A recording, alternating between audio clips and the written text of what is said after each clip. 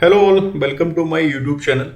In this video, we are going to discuss about Azure App Service, or we called as Azure Web App. So in this slide, we have a architecture of simple web application, web service. So as you can see, this dotted line represent the virtual network. And inside the virtual network, we have a different components like Key Vault, App Service Plan, App Services. Then here we have database and logical servers. Then we have here Azure Monitor and Log Analytics Workspace. Now these are interconnected inside this virtual machine, and now we want to access this particular web app which is hosted inside the virtual network from the internet. So for that, basically we need a DNS server so we can access the application with the help of internet from this particular virtual net.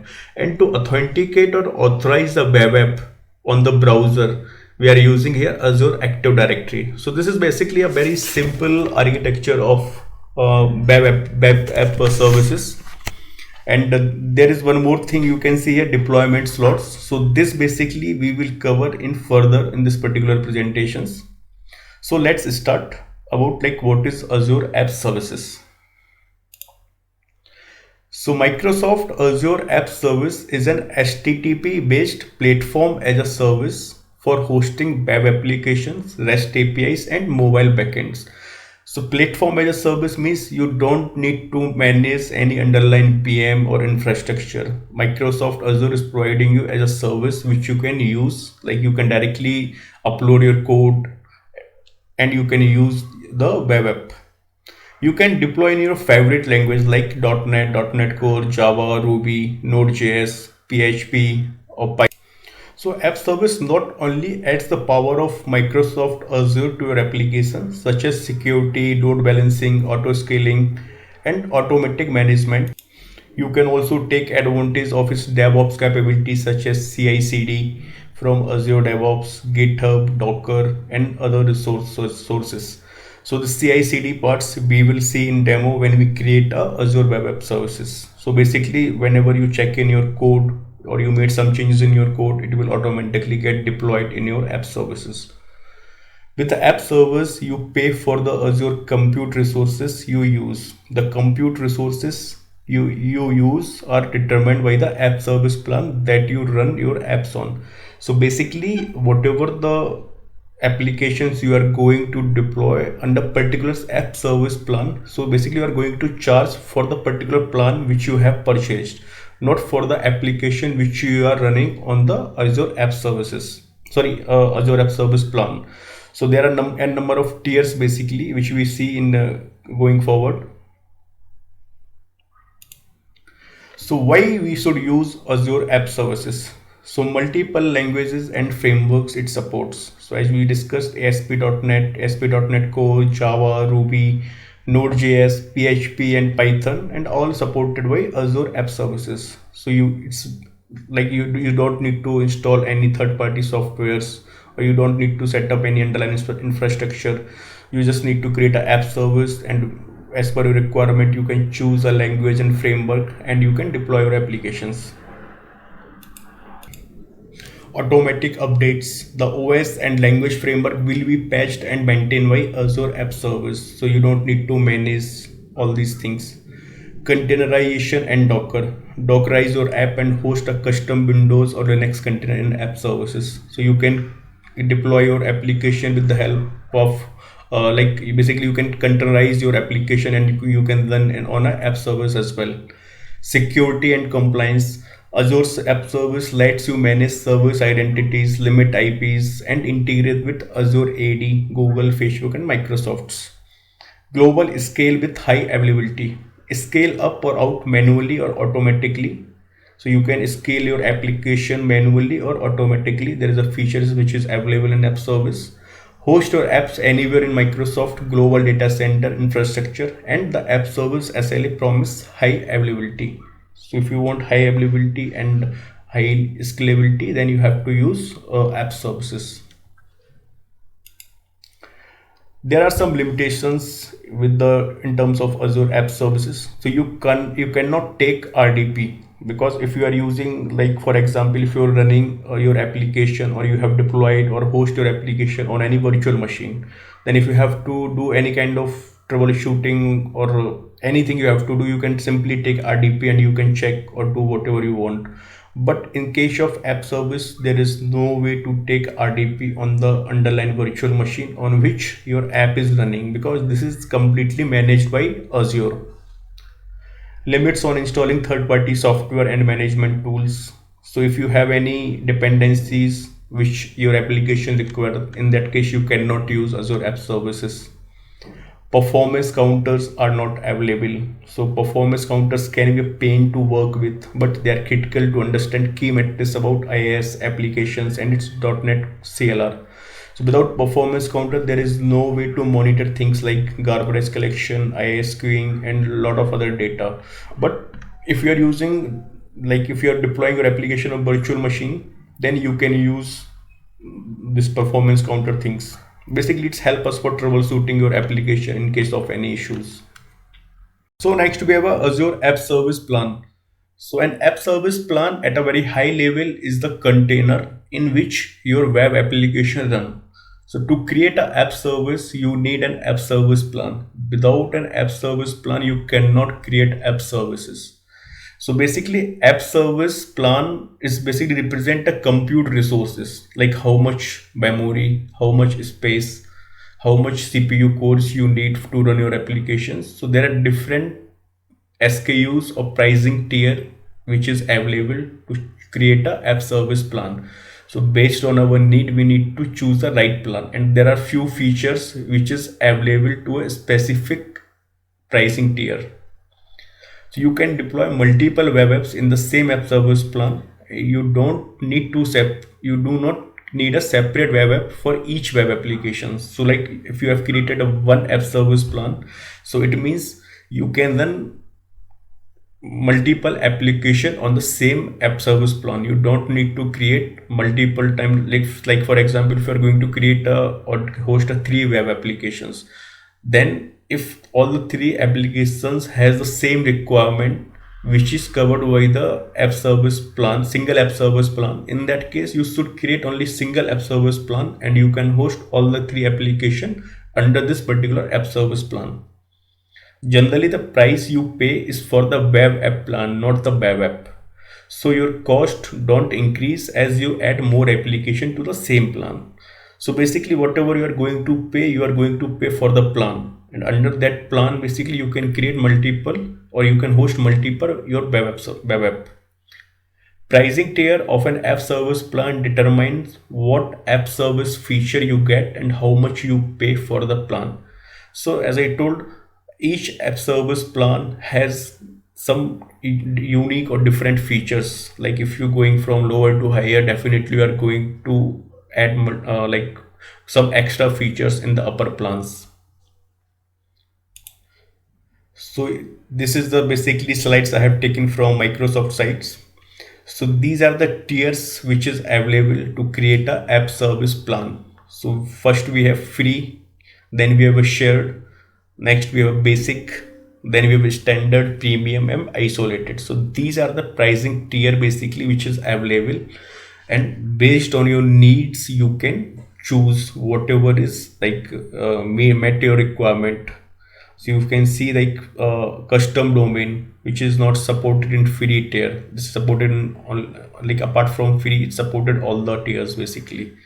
So if you can see, most of the features covered from the starting from the basic tier, but not in the free and shared tiers. So these are the pricing tier basically for app service plan. Next, we have a deployment slots in Azure App Service. So deployment slots are live applications running with their unique host name, however, connected to a particular app service plan. So we will understand deployment slots in a very simple example. For example, I have one web applications which is running in the production environment. Now we want to test the same app, like we have done some modifications and now we want to test those changes similar to the live environment, but we cannot directly test those things on a live environments. So what we can do, we can create a slots in Azure Web App. So like staging slots, pre-prod slots. So like this, we can create a slots in Azure Web App, and we can deploy. It's those slots are very similar to the live environments. So you can test your features or your changes on those particular slots, like staging slots or pre-prod slots. And if you very like once you tested, your changes will be verified, then you can simply swipe those changes with the live environment. So it's like a fraction of seconds you can make, like whatever the new changes you have added in your application, you can add those same changes, you can apply in a live environment with the help of deployment slots. So in simple words, if I say, it is something similar to a blue green deployment model. So slots can reduce the overall downtime of web service via auto swipe capabilities and full integration pipeline workflow to test and validate code changes before pushing them to the production. So you can create a deployment slots, and you can also integrate those slots in your pipeline. You can always revert your application to your last known good sites in case of any issues after the code changes. Suppose you have tested some changes in the staging environment and you have applied those changes in the production environment.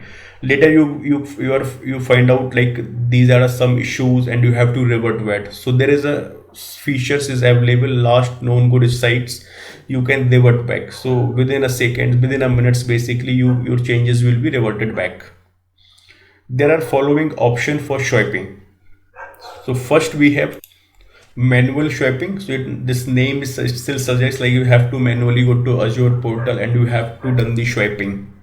Next we have auto swipe. So you can choose to swipe automatically to a slot when there is a new version of your app in a deployment slot. That is called a auto swipe. Next we have swipe with preview. So it performs the swipe in stages. It applies the configuration elements of the destination slot to the source slot, so you can test if everything works as expected before the actual swipe happens. Next, we have a swipe with BSTS. Here, BSTS represents Visual Studio Team Service. With the help of this, also you can choose, like do the swiping. There are few things which you cannot swipe when you do the manual swipe or auto swipe from like one stage to another stage, like uh, staging to production. Then there are few things which will not automatically change. So settings that are swiped, so these are the settings, like all the general settings like framework version, web sockets, OS.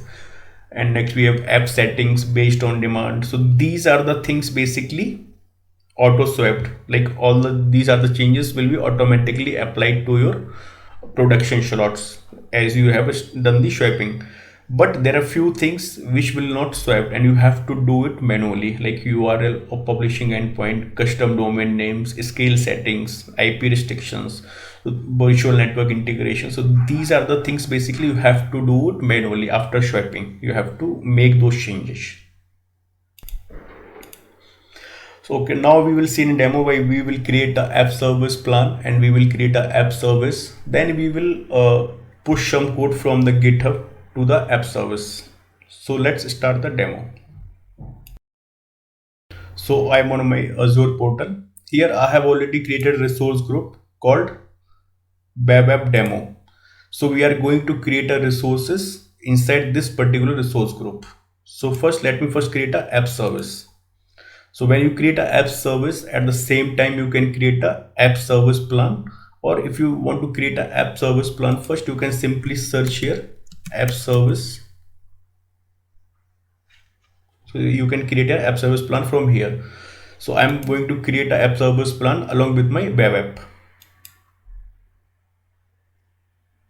So I'll choose my resource group here, which is web app demo.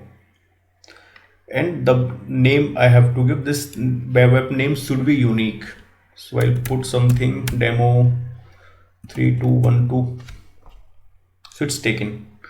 Now there is an option publish. So how you want to publish your application or your data or content in this particular web app. So I'm choosing here code. I don't have any Docker container which is running, and now either static web app. So I'm going to choose here code and runtime stacks. So basically based on your code, like it's you have written code on Java, .NET Core. So based on that you have to choose the runtime here. So I have a sample code which is based on ASP.NET version 4.8.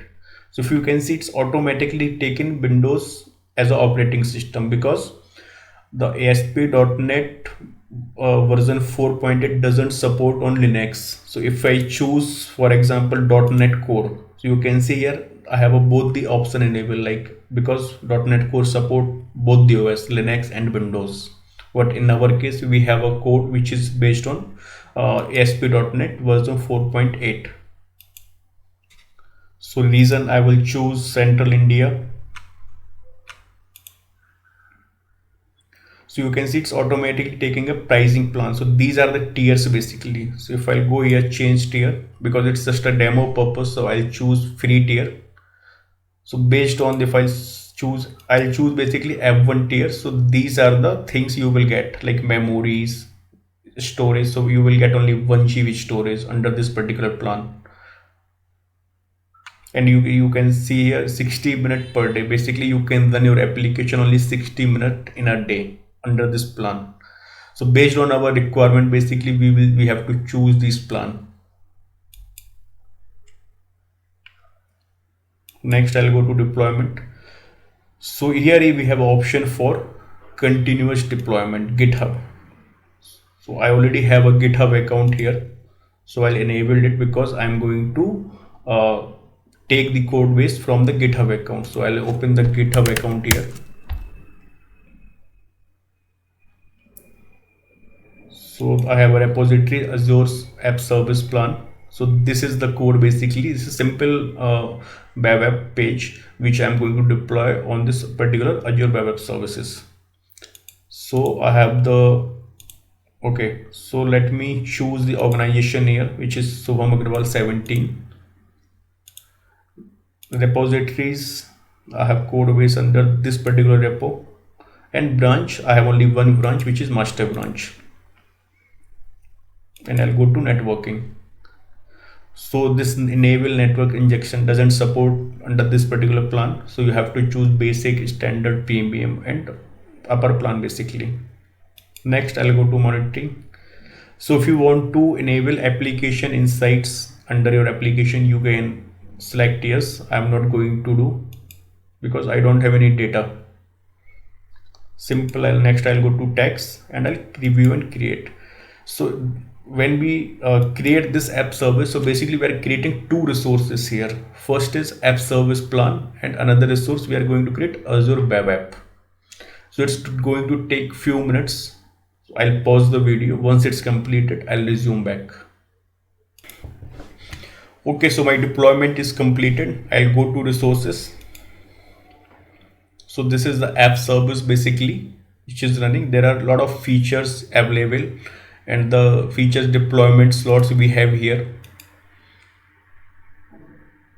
So basically whatever the plan I have chosen, that doesn't support this deployment slot feature. So if you have to use deployment slots, you have to upgrade your app service plan from standard or premium.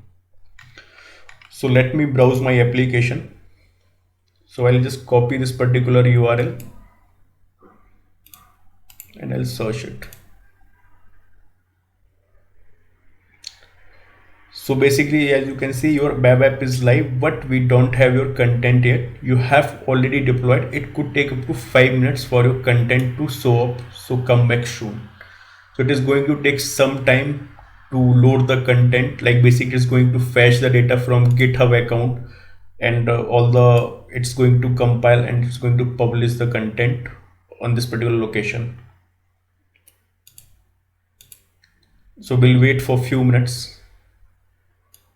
So now you can see the content is loaded in the web app. So if I again refresh this page, so you can see this is a simple web app which I have deployed under this particular app services.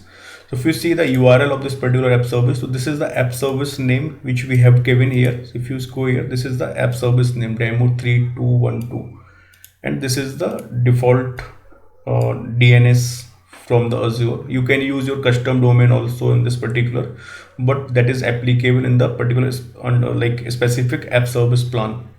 So if you have to if I have to make some changes, like what I'll do, I'll modify this particular content here.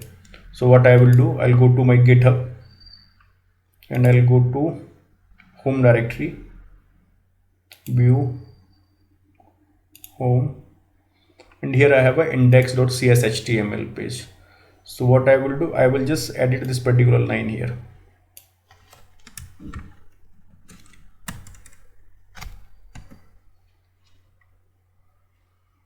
Okay, just give me a minute. Okay, so I'll edit it. So I'll just remove this content. This is just a demo, and I'll commit these changes. Now what I need to do, I'll just restart my application.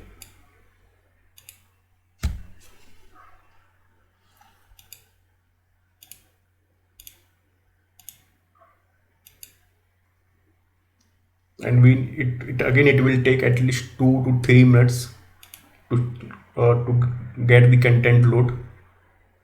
So we'll wait for at least 2 minutes. So now you can see the content is updated. Now this is just a demo. So there is one way, if you want to do some like minor changes, there is a one more feature which you can use, like instead of going to GitHub and make some changes here, like if it's simple changes you have to make, so you can, there is a one feature which you can use also. So app service editor, so you can use app service editor also. So let me open it. So here you can see the index.cshtml file, and this is the file. So you can also directly make the changes here, and all the content which is deployed under this www root, you can see all the content of your applications which we have deployed here. So that's all for today. See you in next video. Thank you so much.